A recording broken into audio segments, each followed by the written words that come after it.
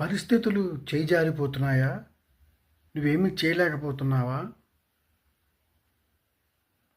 ఆలోచనలు ఎక్కువైపోయాయా? ఈ ఆలోచనల వల్లనే స్ట్రెస్ ఎక్కువైపోతుంది. దీని వల్లనే స్ట్రెస్. దీనికి ఒక సిద్ధాంతం చెప్పారు పెద్దలు. పరిస్థితులు నీ చేతుల్లో లేనప్పుడు నీ చేతుల్లో ఏముంది? నువ్వు కంట్రోల్ చేసుకోగలిగినవి ఏమున్నాయి?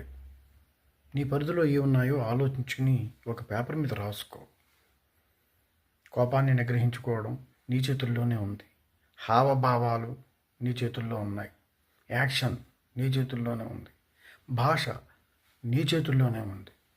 ఇవి ముందు మార్చుకో. ఆలోచన విధానం అది కూడా మార్చుకుందుకు ప్రయత్నించు.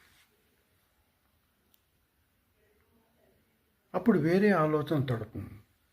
అప్పుడు సమస్యకి ఒక పరిష్కార మార్గం వైపు వెళ్ళే సూచన కనిపిస్తుంది.